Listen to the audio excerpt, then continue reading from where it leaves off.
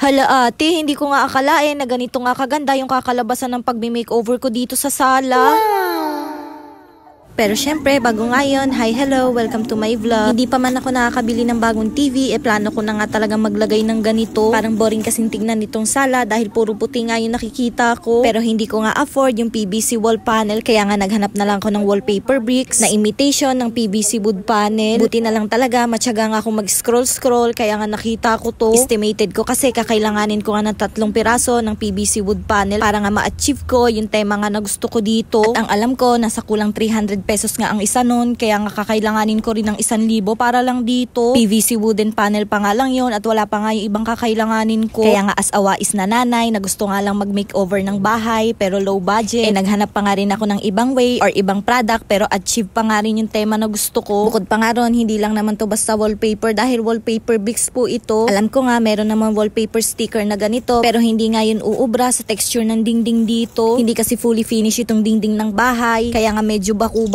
ko nga tuluyang idikit itong wallpaper, pinag-aralan ko nga muna talaga kung paano ko nga to ididikit. Gusto ko kasi perfect nga yung pagkakadikit at ayoko nga makita yung pagkakadugtong nitong wallpaper. Sa totoo lang, matagal ko na nga itong gustong gawin dito sa bahay pero hindi ko nga ito pwedeng unahin nang hindi pa nga napipinturahan itong bahay. Nakakatuwa lang dahil finally itong at magagawa ko na rin. Plus, hindi pa nga ako napagastos ng malaki dahil sobrang mura ko nga lang nabili itong wallpaper. 4 na piraso nga lang yung kakailanganin ko at 60 plus nga lang ang isang piraso. O diba kung minadali ko nga itong gawin noon, baka nga pinagsisihan ko dahil meron naman palang murang ganito. Bago nga ako nag-check out, sinukat ko nga muna talaga kung ilang piraso nga yung kakailanganin ko. 70 by 70 nga yung sukat nitong wallpaper, kaya nga 4 na piraso lang yung kinailangan ko. Sa sobrang dikit nga nitong wallpaper, ang hirap nga tanggalin nitong papel niya sa likod. Kaya nga heto, tinanggal ko na nga muna para nga dire-diretso na yung pagdidikit ko. Anong oras na rin kasi nito at pauwi na nga yung mga bata. At gusto ko nga pag uwi nila, tapos ko na nga maidikit ito at wala na nga mga kalat. Ang ganda, grabe.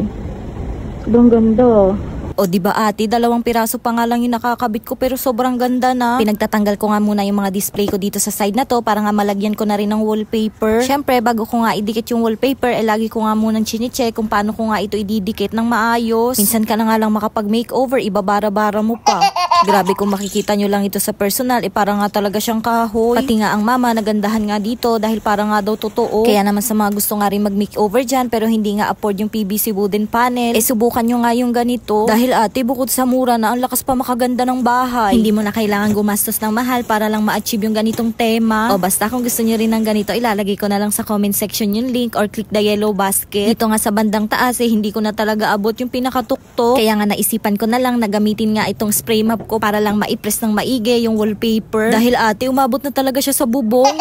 Hindi ko na nga pinutol dahil nagbabalak na nga rin kami maglagay ng insulation foam ng Papa J. Dahil kapag ka summer, sobra nga yung init dito. Grabe, sobrang ganda na ng sala ko. Pero hindi pa nga yan natatapos dyan dahil meron pa nga rin tayong gagawin. At abangan nyo na nga lang yun sa next mini vlog. O siya, bago pa nga matapos itong mini vlog natin, shoutout na nga po muna kila Mima Ella Eunice Obsiana from Tansa, Cavite. Sa number 1 solid supporter ko since day 1 na si Mima Jem Estrada, Mima Blessy Tejero, Mima Cristina Maria Jimenez, Mima Che Perez Adriano from Lisiada, Bustos, Bulacan. At lastly, kay Mima Monica Estareja. O siya, hanggang dito na lang muna mga mima ko. Lord, maraming salamat po sa kalakasan at kaligtasan at syempre sa pagmamahal.